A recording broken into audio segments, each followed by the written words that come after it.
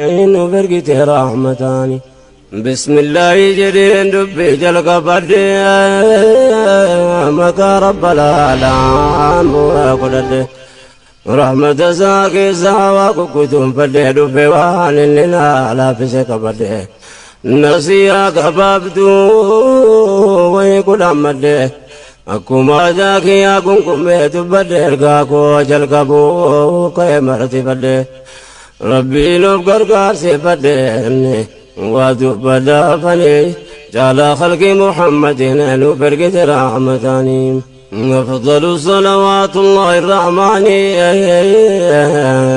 على خير الخلق صاحب الإحسان اركم رحمة للإنس والجن سلام بيوت محمد مني وعلى أهله صاحب تساني وعلى التابع والدراد باني إنه فرقتي رحمتاني بسم الله جرين دبي جلق بدي مكا رب العالم وقدد رحمة ساكي ساواك كتم فدي دبي وان لنا لا فسك بدي نسيك بابدو ويقول أمدي أكما ذاكي أكنكم بيت بدي القاكو جلقبو كي مرتي بدي ربي لو قرقار سيفدني وادو بدا فني جعل خلق محمد نالو فرقة رحمتاني أفضل صلوات الله الرحمن على خير الخلق صاحب الإحسان اركم رحمة للإنس والجن سلام بيوت محمد مني وعلى أهله صاحب تساني وعلى التابع والدراد باني إنه فرقتي رحمتاني بسم الله جرين دبي جلق بدي مكا رب العالم وقدد رحمة ساكي ساواك كتم فدي دبي وان لنا لا فسك بدي نسيك بابدو ويقول أمدي أكما ذاكي أكنكم بيت بدي القاكو جلقبو كي مرتي بدي ربي لو قرقار سيفدني وادو بدا فني جعل خلق محمد نالو فرقة رحمتاني أفضل صلوات الله الرحمن على خير الخلق صاحب الإحسان اركم رحمة للإنس والجن سلام بيوت محمد مني وعلى أهله صاحب تساني وعلى التابع والدراد باني إنه فرقتي رحمتاني بسم الله جرين دبي جلق بدي مكا رب العالم وقدد رحمة ساكي ساواك كتم فدي دبي وان لنا لا فسك بدي نسيك بابدو ويقول أمدي أكما ذاكي أكنكم بيت بدي القاكو جلقبو كي مرتي بدي ربي لو قرقار سيفدني وادو بدا فني جعل خلق محمد نالو فرقة رحمتاني أفضل صلوات الله الرحمن على خير الخلق صاحب الإحسان اركم رحمة للإنس والجن سلام بيوت محمد مني وعلى أهله صاحب تساني وعلى التابع والدراد باني إنه فرقتي رحمتاني بسم الله جرين دبي جلق بدي مكا رب العالم وقدد رحمة ساكي ساواك كتم فدي دبي وان لنا لا فسك بدي نسيك بابدو ويقول أمدي أكما ذاكي أكنكم بيت بدي القاكو جلقبو كي مرتي بدي ربي لو قرقار سيفدني وادو بدا فني جعل خلق محمد نالو فرقة رحمتاني أفضل صلوات الله الرحمن على خير الخلق صاحب الإحسان اركم رحمة للإنس والجن سلام بيوت محمد مني وعلى أهله صاحب تساني وعلى التابع والذرى دوباني نبرقت رحمتاني بسم الله جرين دبي جلق بدي مكا رب العالم بورا كدد رحمة ساكي ساواك كتم بدي دبي وان لنا لا فسك بدي نسيا كبابدو ويكل أمد أكما ذاكي أكون كميت بدر كاكو جلقبو كي مرتي بدر ربي نبقر كاسي بدرني وادو بدا فني جعل خلق محمد نبرقت رحمتاني أفضل صلوات الله الرحمن على خير الخلق صاحب الإحسان اركم رحمة للإنس والجن سلام بيوت محمد مني وعلى أهله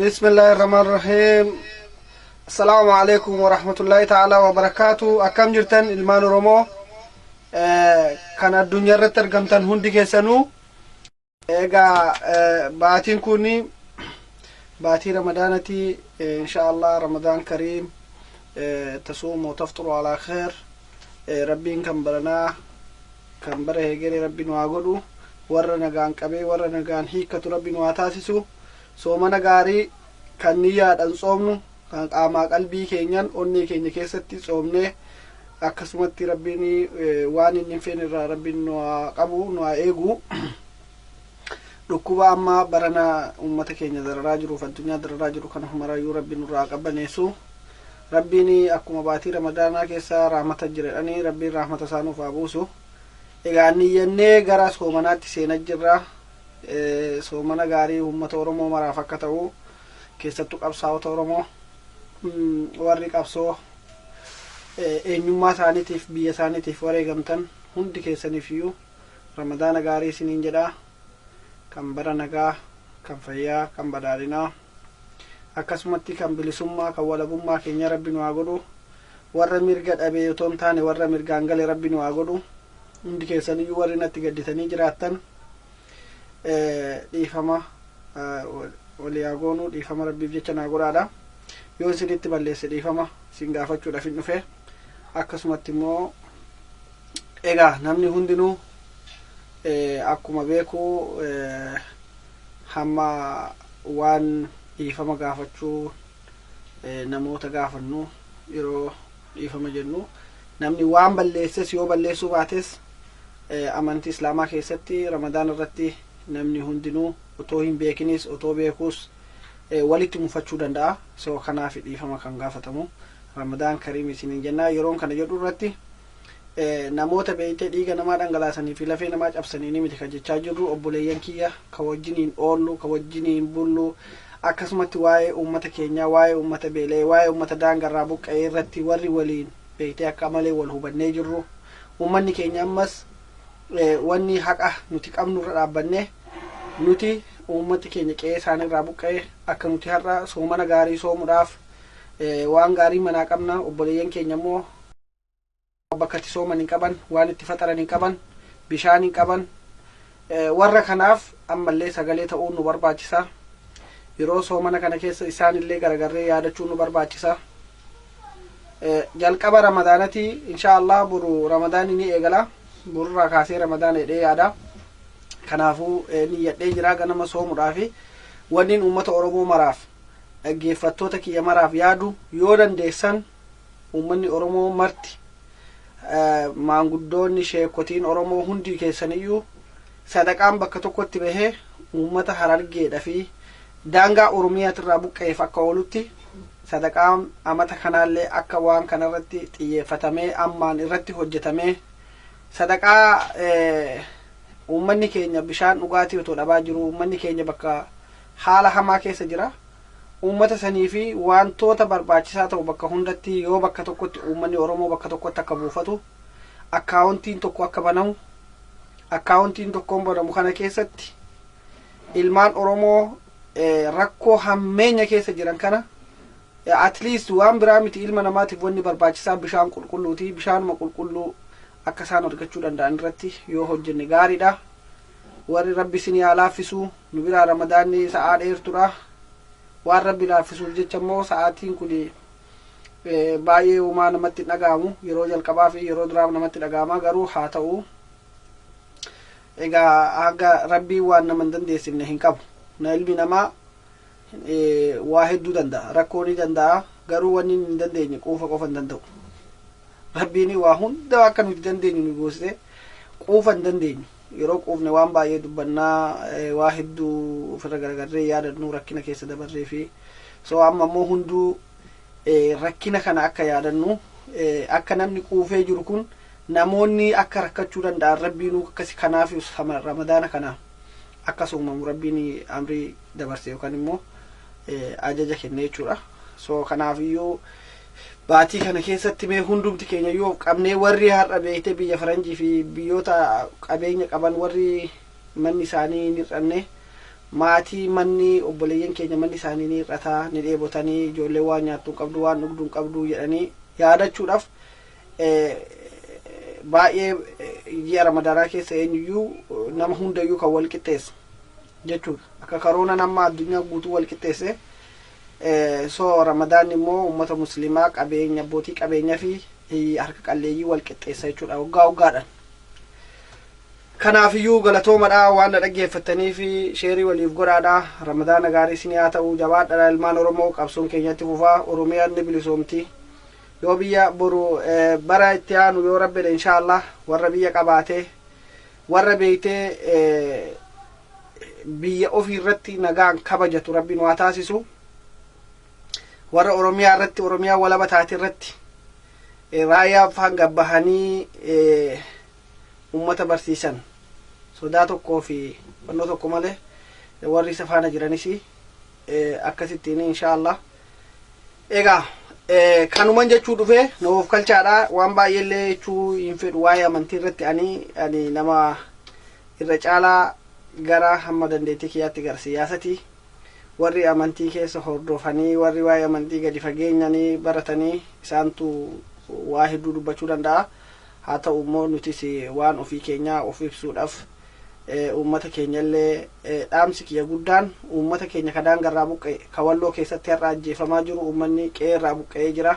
Warra kana maraa fi Oromoon ammaa kaasee of qabuu qabnaa, maal gochuu qabnaa ka jedhuu fi kanarratti xiyyeeffannee gochuu qabnaa. Akka naannootti otoo hin taane namoonni yeroo baay'ee akka gandaatti ijaaranii bakka tokko qofa warra kennuu barbaadu jira. Akkasittiin otoo hin taane walumaa gala Oromiyaa keessatti Oromoon hundi bakka rakkoon qabu kanarratti hirmaannaa akka godhan barbaada. Akka nama tokkotti baha dhiya kaaba kibba dhiya jiddugala otoo hin jedhin so akkasittiin otoo qooddamee gaariidha. Akkasittiinis otoo yaaddamee gaariidha. Yoo akkas ta'e beeytee tokkummaa cituu hin dandeenye, cabuu hin dandeenye, kan waan bishaan buqqisuu hin dandeenye, kan qilleensi raasuu hin dandeenye nuu ta'a jedhee amana. Kanaafuu kanarratti xiyyeeffadhaadha. Galatoomaa ilmaan Oromoo hundi keessanuu baay'een sin jaaladha. Inshallah gaa kana booda immoo laallee boruu fi iftaan kana guyyaa sadan kana nutti cimuu danda'a. Ramadaanni kun yoo dandeenye quraana irra sinii keenyeet akka quraana dhaggeeffattanii hadiisa dhaggeeffattanii wanoo jettan goona. Yoommoo rabbi humna isaa nuu kennee rakkoo hamaa biyya keenya keessatti deemaa jira. Kanarraallee ni dubbanna. Soomanni keenya akkuma jirutti ta'e waa'ee lubbuu namaa, waa'ee beektee sarbamuu mirga uummata keenya soomanarra jirra jennee namni keenya gaafatu harka marannee ilaallu jechuudha. Kunuu waan guddaadha jedhee amana. Yoo namni beektee soomanarra jiraatee nama ajjeefamaa jiruuf, nama dheebotaa jiruuf, nama buqqaa jiruuf kadhaabbatee lakkii hin ta'u jedhu soomanni isaayyuu lammata natti fakkaata. Beektee nama beektee waa dachaa lama soome amata lama soome yeroo tokkotti rabbiin ajirii isaa baay'isee irraa fuudhee amana. Maalifi miskiinni akka keetii namni akka keetii manarraa yoo buqqa'u maatii isaa yoo alatti hafu yoo lubbuun namaa bahu kana daawwattee laaltee soomana qaba jettee callisuu otoo hin taane rabbiin haqaaf dhaabbadhaa waan jedheef haqaaf dhaabbannaa jechuudha. Namni ajjeefamuu qabu, namni hidhamuu hin qabu, namni buqqa'uu hin qabu jennee kanatti amanna waan ta'eef namni islaama jechuun miizana jechuudha. Miizanni hin hatamu. So kanaafiyyuu akka miizanaatti dhaabbannee ana nan gahu ani fayyaan jira ani soomanarran jira ani quufeen jira yookaan beeytee narra bira hin geenye jennee irraa achi gorree deemu otoo hin taane wanni guddaanu lubbuu namaa baraaruudha. Soomanni kunu hiyyeessi fi dureessi akka wal qixxaatu namni akka beela'u namni akka rakkatu kana rabbiin beeytee nu barsiisuu fi kan inni amata namni akka soomanu go taasisame jechuudha. Kanaaf yoo namni si duratti ajjeefamu immoo sandaranii jechuudha. Yoo namni si fuulduratti manarraa buqqee qeesaatirraa buqqa'u sandaranii jechuudha. Kanaafiyyuu bifa kanaan hubadhaadha. Wanni nuti goonu nama tokko irratti miti uummata kanaaf saba kanaaf akka biyyaatti akka ilmi namaa jiraachuu qabaadha malee namarratti hin qabsoomnu nuti. Nama kamirrattuu qabsoo qabnu saba kamirrattuu qabsoo qabnu mirgi keenya deebi'uu qabna. Akka sabaatti beeytee nama kamiinuu Oromoon faranjii gadii miti. Oromoon nama kamii nama rabbi uume nama rabbiin ji'a sagaliin uume gadii miti. Qabeenyaanis dandeettiidhaanis biyyaanis lafaanis aadaanis afaanis kanan jechuu barbaada. Kanarra dhaabbanneeti kan nuti hojjechuu nurra jiru. So kanan siniin jechuu barbaada. Akkuma argitan saatawaamoo saatanaa'u kan jedhan magaalaa Dirree Dhawaa keessatti uummata keenya fixaa jira.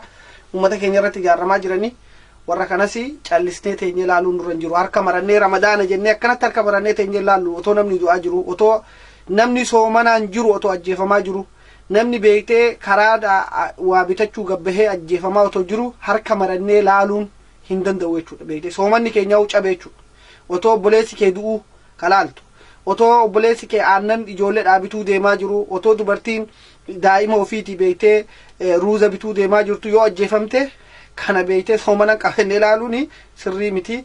Kanaafiyyuu Oromoon waan kanarratti haasa'ee waan kanarratti mari'atee furmaata itti gochuu qabnaa. Uummata keenya bira dhaabbachuu qabnaa.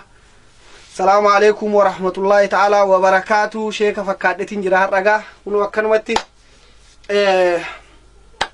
namoonni tokko warri wanno jettanis yoo jiraatanii adaraa keessanii namni waanuma ofii beeku waanuma hanguma beeku waa hojjeta malee waan hin beekne ol eenyu yoo hojjechuu hin danda'u.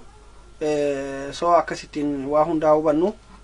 Yeroo gaarii qabaadhaa ilmaan Oromoo.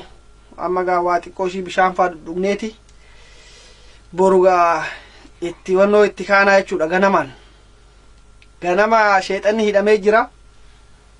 So kanaafuu egaa rabbi karoonaadhaan isin hin qabini. Rabbi soomana keessan beektee soomana gaarii soomana bareeda rabbi isin haa taasisu soomana laafaa.